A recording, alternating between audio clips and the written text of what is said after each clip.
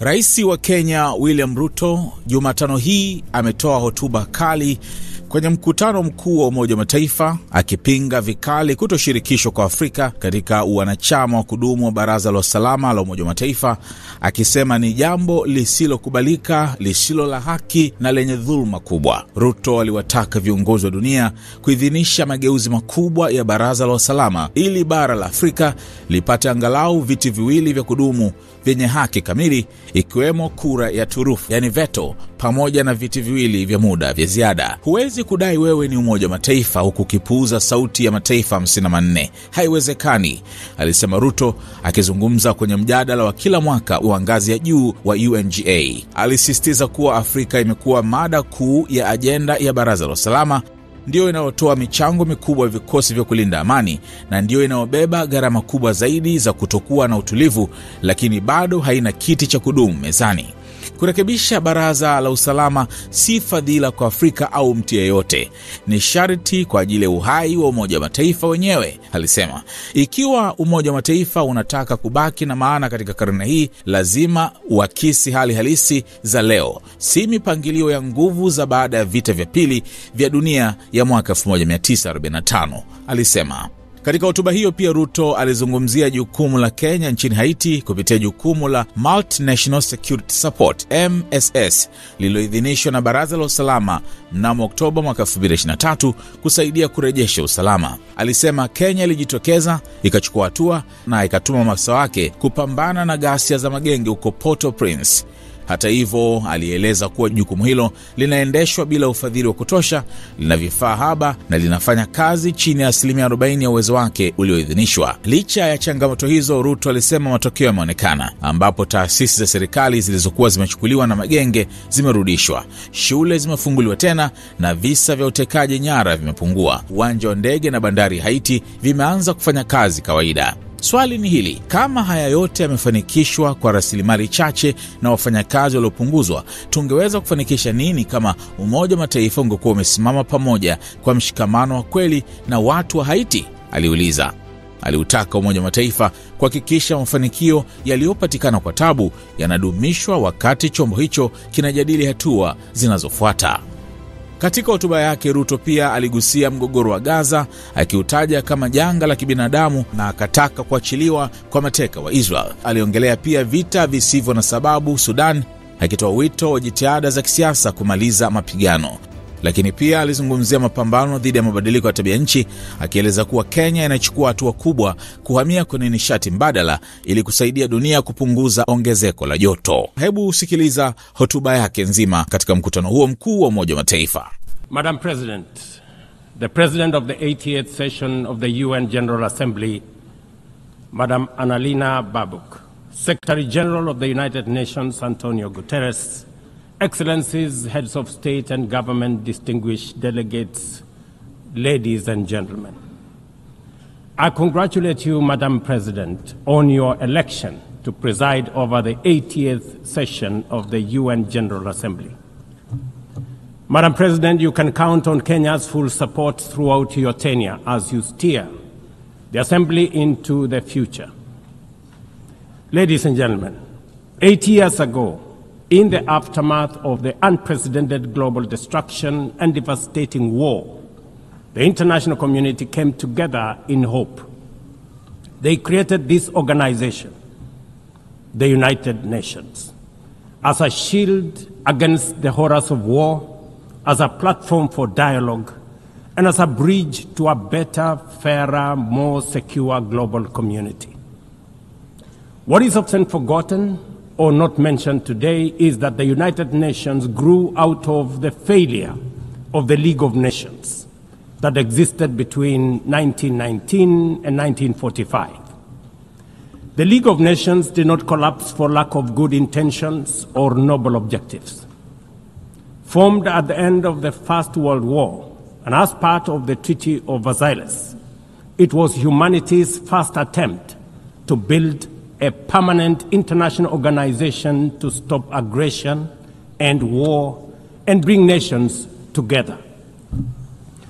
Its ambitions were to achieve collective global security, disarmament, peaceful dispute resolution, and cooperation on humanitarian and social issues.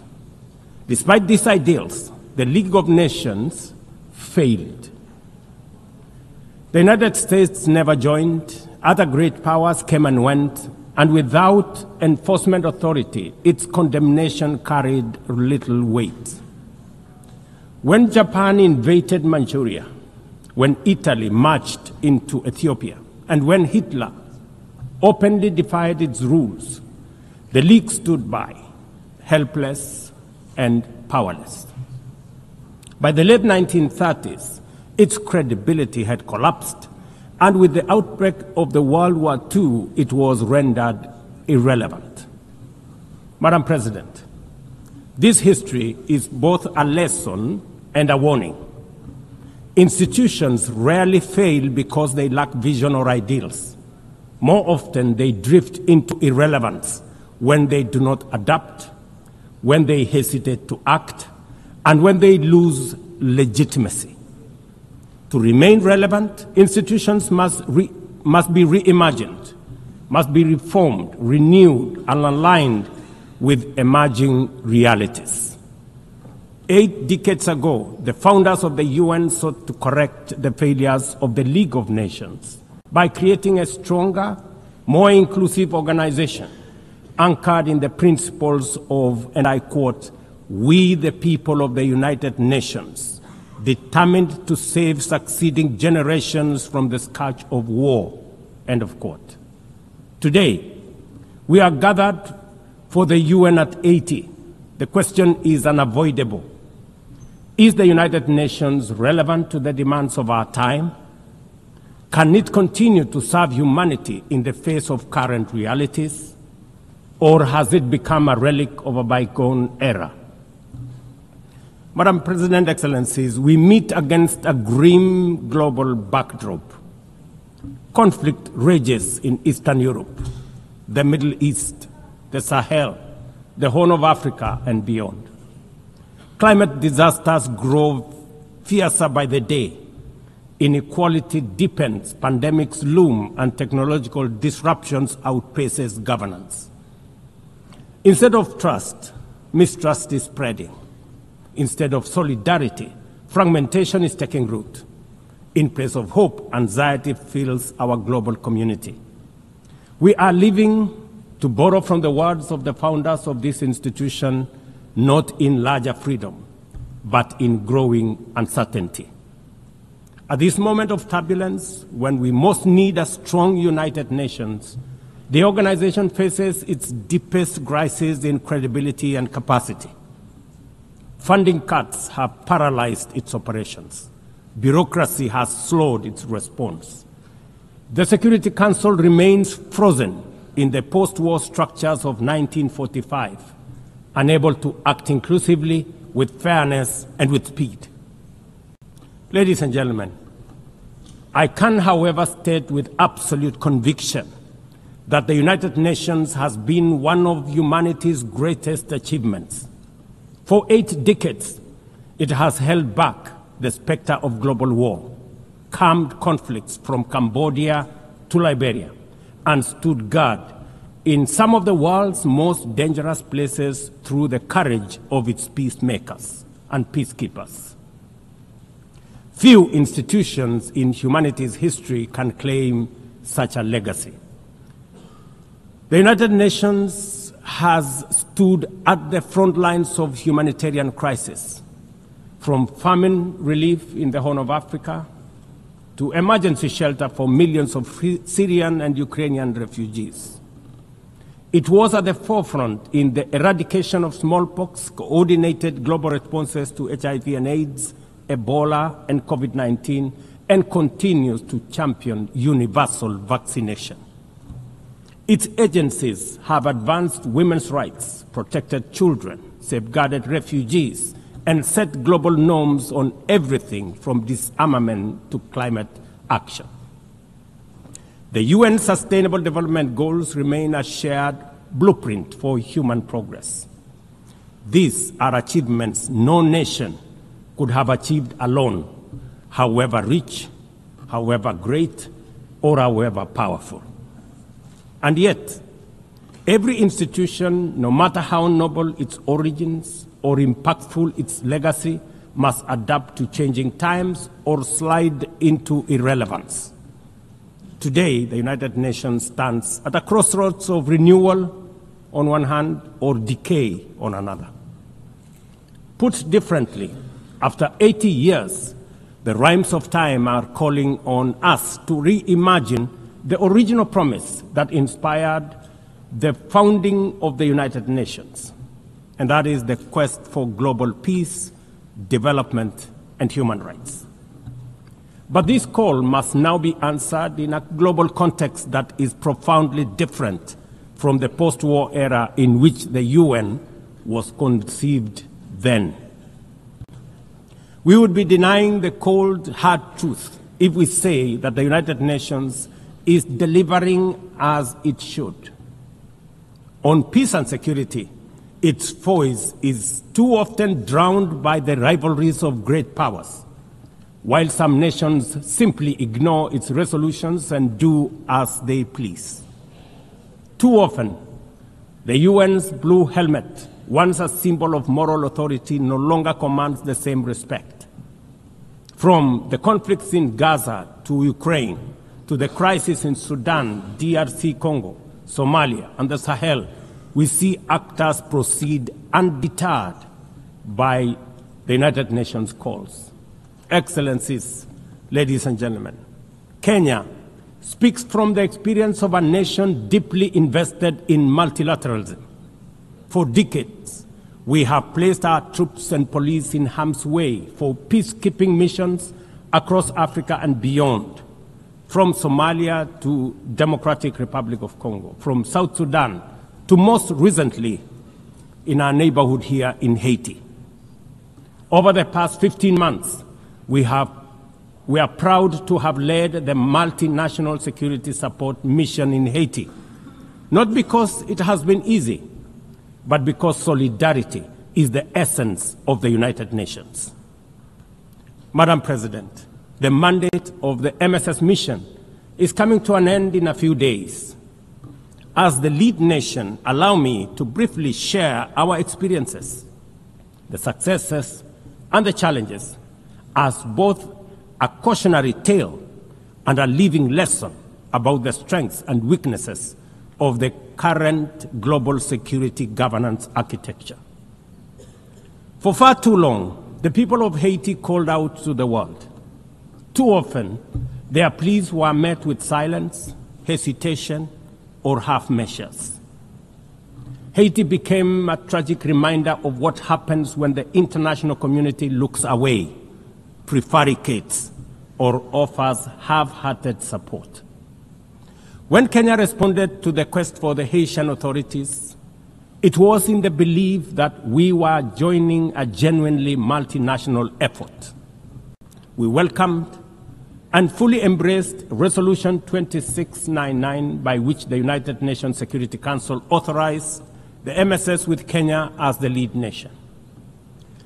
Drawing on our decades of peace support operations, we stepped forward, stepped up, and deployed our officers to confront the rampant menace of gang violence in Port-au-Prince and its environs. Madam President, ladies and gentlemen, the mission has operated in a volatile environment under enormous constraints.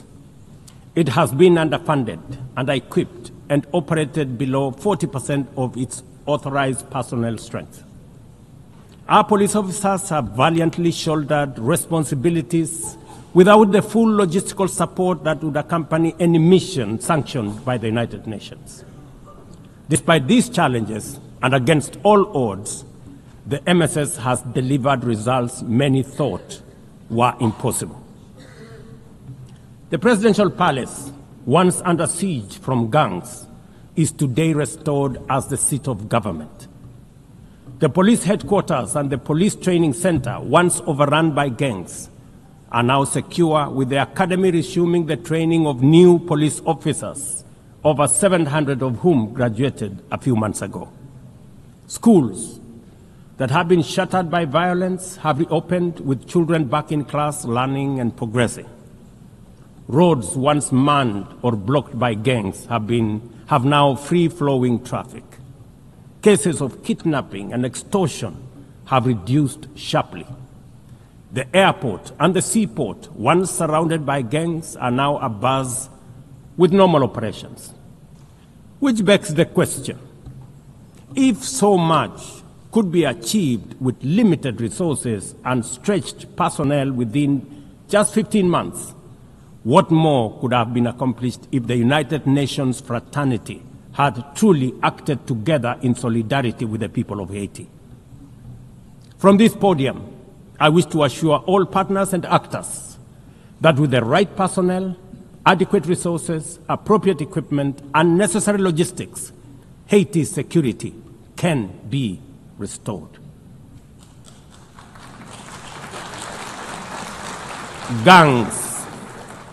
Gangs can be neutralized and the safety of streets, schools, hospitals, and homes secured. The continued harassment, abductions, and criminal acts undermining the lives of Haitians are unacceptable, unjustifiable, and must be stopped by this organization, the United Nations. Madam President,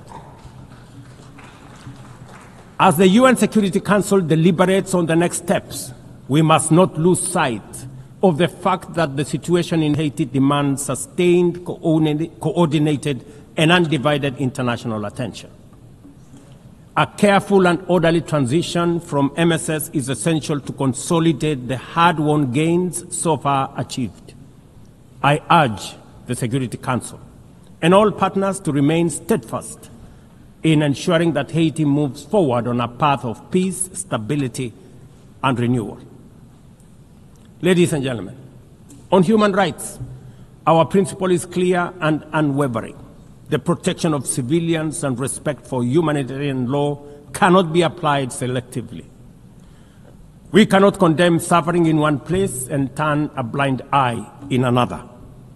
Kenya is gravely concerned by the humanitarian catastrophe in Gaza and by the immense suffering of civilians caught in the devastation of disproportionate military operations. At the same time, we call for the unconditional release of Israeli hostages. In line with the Africa Union and United Nations resolutions, we also call for a permanent ceasefire, for strict adherence to international humanitarian law, and for the launch of a credible political process. Only through such a process can the vision of a two-state solution be realized, where Israel and Palestine live side by side in peace, security, and stability. Kenya is equally deeply troubled by the worsening humanitarian situation in Sudan, where innocent citizens are caught in the crossfire of a needless war. We fully endorse the Quad, comprising Egypt, Saudi Arabia, the United Arab Emirates, and the United States, in affirming that there cannot be a military solution and that only political dialogue offers a viable path forward. We join the Quad in urging all parties, including SAF, RSF, and the external actors, to respect Sudan's sovereignty, unity, and territorial integrity, and firmly reject any attempts to divide the country, reaffirming our unwavering support for a unified Sudan for the benefit of all its people. Excellencies, distinguished delegates, those who look to the future with a clear vision know that climate change is not only the single greatest threat of our age, but also one of the greatest transformation opportunities of our time. The global stocktake has made it plain that the world is off track. Current national determined contributions are steering us towards temperature rises far beyond any safe threshold. This is the difference between survival on one hand and devastation for millions across the world on the other. Kenya and Africa are not passive victims of this crisis. We are taking bold steps showing that climate action is not only possible, but can also be the foundation for inclusive growth. We are building a climate-resilient society by embedding adaptation into every sector, from agriculture and energy to infrastructure and livelihoods, to sustainable mining and artificial intelligence. This ambition is visible on the ground. Today, 93% of Kenya's electricity comes from renewable sources: geothermal, wind, solar, and hydro. We are expanding investments in e-mobility, climate-smart agriculture, clean cooking solutions, and green manufacturing. We are also pioneering nature-compatible solutions such as sustainable waste management and circular economy interventions. Africa, too, is uniting its voice. In 2023, in Nairobi, we hosted the inaugural Africa Climate Summit, where the continent adopted the Nairobi Declaration on Climate Action and Call to Action. Just 2 weeks ago, in Addis Ababa, Africa came together once more at the second Africa Climate Summit to reaffirm our commitment and strengthen our ambition for climate-positive growth. We declared Africa not just as a victim of the crisis, but as a source of solutions, with climate action driving economic growth, transformation, and job creation for our communities. Ambition, ladies and gentlemen, cannot stand on willpower alone. Implementing our new NDCs will require $56 billion. That is why we call on the global community to unlock the $300 billion agreed at Baku, and to accelerate negotiations towards the new $1.3 trillion goal under the Baku-Belém roadmap. Without affordable finance and without reform of the international financial architecture, the promise of climate action in Africa will remain constrained. Madam President, in the aftermath of World War II, the Bretton Woods institutions were created to stabilize the global economy and rebuild war-torn Europe. At that time, their design reflected the power and interest of the victorious nations, who were also their primary shareholders and beneficiaries. The IMF was tasked with upholding the gold standard exchange rate system, while the World Bank was established to finance Europe's reconstruction. Both have since evolved into development finance institutions, but their structures, decision-making, and governance remains dominated by wealthy nations. Today, the global context is vastly different. The global standard collapsed 5 decades ago, and Europe has long since been rebuilt. Yet, the governance of these institutions has not kept pace with needs of a multipolar world, especially the needs of poor and developing nations. The mismatch between shareholders and stakeholders has become starkly visible. For instance, during the IMF's recent allocation of special drawing rights, 64% went to wealthy nations. Just imagine, 64%. With little need for liquidity support. They didn't need the money anyway, but they got 64%.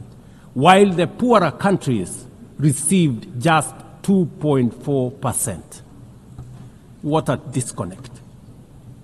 The imbalance highlights how the very institutions meant to safeguard global finance stability often perpetuate inequality and instability.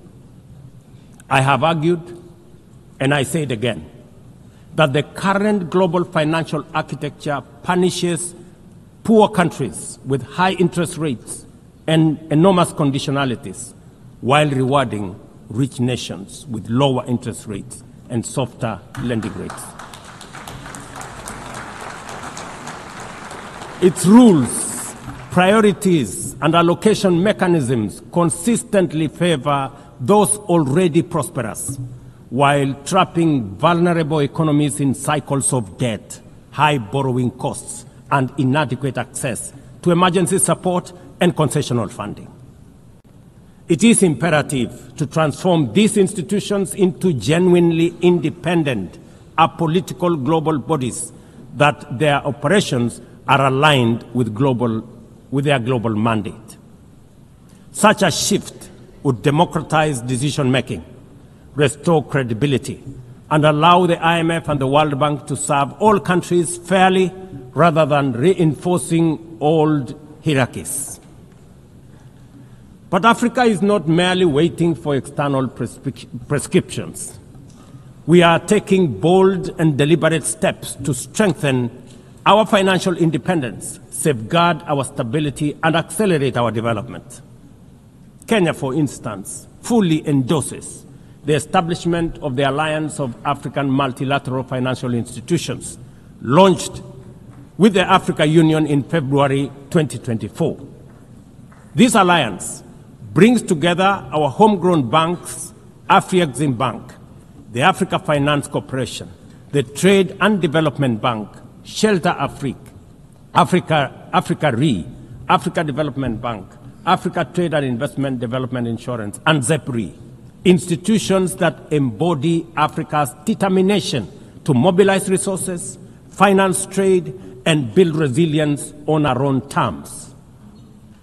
At the same time, the Africa Union is championing three transformative institutions: the Africa Central Bank, which will issue a single currency and free our trade from dependence on foreign money; the Africa Monetary Fund, positioned to stabilize our economies and give us true financial sovereignty; and the Africa Investment Bank, designed to mobilize resources for infrastructure, industrialization, and integration that Africa needs to rise. And to complete this vision, the Africa Credit Rating Agency, one that understands our realities, values our uniqueness, and tells our story with fairness and truth, has already been established. Excellencies, as we mark the 80th anniversary of the United Nations, Africa also marks 20 years since the Ezulwini Consensus and the City Declaration, the two historic milestones that establishes the common African position on UN Security Council reforms. For 2 decades, Africa has spoken in one voice, demanding justice, equity, and representation in the highest organ of global governance. This demand, however, continues to be ignored, deferred, or endlessly debated to the detriment of both Africa and the legitimacy of the United Nations itself. You cannot claim to be the United Nations while disregarding the voice of 54 nations. It is not possible. Africa is no longer willing to wait on the margins of global governance while decisions about peace, security, and development are made without our understanding, without our perspectives, and without our voice. Africa's exclusion is not only unacceptable, unfair, and grossly unjust, it also undermines the very credibility of the United Nations, this organization. Africa dominates most of the Security Council agenda, provides some of the largest contingents of UN peacekeeping forces, and bears the heaviest costs of instability. Yet we remain the only continent without a permanent seat at the main table where decisions about our destiny are made. Africa deserves, ladies and gentlemen, at the very least, 2 permanent seats with full rights, including the right to veto, and 2 additional non-permanent seats on the United Nations Security Council. The world must understand that reforming the Security Council is not a favor to Africa or to anybody. It is a necessity for the United Nations' own survival. If the United Nations is to remain relevant in this century, it must reflect today's realities, not the post-war power arrangements of 1945. Madam President, despite the stated and evident weaknesses of the United Nations, it still remains humanity's best chance at global solidarity. No other institution has the universal legitimacy or convening power of the UN. From coordinating humanitarian relief in times of war and disaster, to mobilizing the global response to COVID-19, to driving consensus on climate change through the Paris Agreement, the UN has consistently shown that the world can achieve together what no nation can accomplish on its own, however mighty or great or powerful. As Dag Hammarskjöld, the UN's Second Secretary General, once observed, and I quote, "The United Nations was not created to take humanity to heaven, but to save it from hell." End of quote. That mission is as urgent today as it was 8 decades ago. At a time when conflicts are multiplying, when climate change threatens every economy, and when inequality is widening, the need for a functioning, credible, effective, and a multilateral system has never been greater. It is through the UN that nations have pooled resources to vaccinate billions of children, to protect refugees from through the work of the UNHCR, and to keep the peace in more than 70 missions across the world. Without the UN, these achievements, modest though they may sometimes seem, would not have been possible. That is why we must resist the temptation to give up on the UN or abandon it. We must make it fit for purpose, reform its structures, strengthen its mandate, and ensure its decisions reflect today's realities rather than the geopolitical map of a bygone era. As one of the hosts of the UN headquarters and the only one in the Global South, Kenya stands ready to do its part to enable the organization to go through this phase of renewal successfully as envisaged by the Secretary General under UN 80 reforms. In conclusion, Madam President, ladies and gentlemen, the 80th anniversary of the United Nations must be more than a commemoration. It must be a turning point for the organization. Let us seize this moment to reimagine and rebuild the UN into a body that commands legitimacy, responds with speed, and delivers justice for all. I thank you, and God bless you. On behalf of wateja wako watarajiwa wanaangalia video hii. Kama biashara yako ingeonekana pamoja na unachokiangalia sasa, wengi wangegeuka kuwa wateja wako wapya. Tuandikie sasa info@snstz.com au WhatsApp pekee 0659 250 389. Tuifikishe biashara yako kwa wana SNS.